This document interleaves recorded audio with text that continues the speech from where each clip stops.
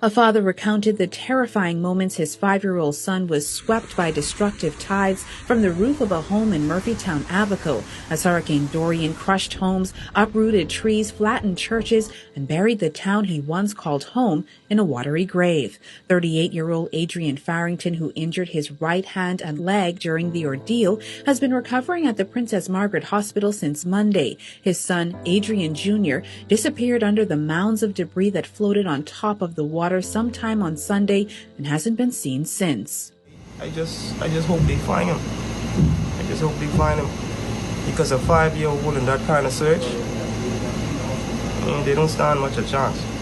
Farrington said his family, including his wife and their 2 children, were forced to go into the catastrophic conditions after their home had become compromised. They sought refuge in a nearby home, but soon had to abandon that as well. We had to exit that house, and we went to higher ground to a different house, which had a manhole. Take my wife, take her son and my son. I put them up inside the manhole. We were safe there for a while till the water started to enter the manhole. He said after he and his family abandoned a 3rd home, a piece of debris sparred his leg, hampering an already chaotic and tedious journey. As his leg bled and he struggled to stay afloat, his son held tightly onto his back. Farrington said he saw a truly horrific sight.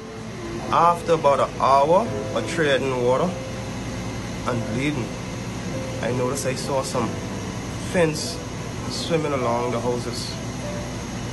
So I grabbed my son and I put him on top of the roof. But before I could have sit on the roof to hold him, the gusts from the hurricane dragged him across the roof, back into the surge on the next side.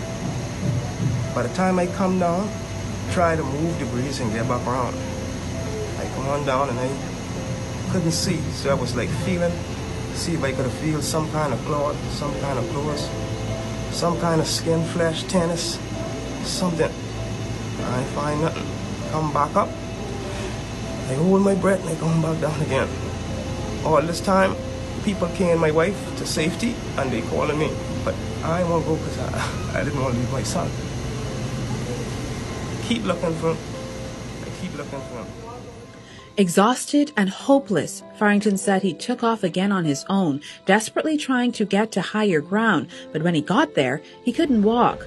Farrington said he had to crawl on his stomach towards a nearby church where about 8 to 12 people were seeking shelter. The wall of the church was moving like when you put cloth on the line on a breezy day. So after I noticed the wall was shaking so much, I moved from a seated position to a standing position with the entrance of the door right there. And when I feel the wall pushing me, all I do is I hold on the wall and I get in the entrance of the door. And everybody else who's inside, they run to try to hold the wall. And I watch the wall and the roof crush everybody inside the church. There's a guy, I could have seen him. I tap on him, I ask him if he's okay. I ain't getting a response. I didn't want to stay there, so I creeped from there. Farrington said he also watched as a man seemed to give up on life after the cries from his family who had been trapped inside a water-filled home dried up. But he said it's the last memory of his son that keeps him up at night. I still can remember him reaching for me, calling me, Daddy. I just hope they find him. I just hope they find him. Because a 5-year-old in that kind of search, they don't stand much a chance. Hurricane Dorian is the strongest storm to ever make landfall in the northern Bahamas. Farrington, who weathered the elements for several hours until he was rescued, said no one could have prepared for the terror brought on by the killer storm. The shelters where they send people crush people. Homes where they say was safe wasn't safe.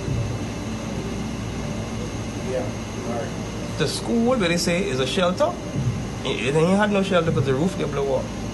When the surge didn't destroy, the winds destroy. For the Guardian News Network, I'm Gillian Gray.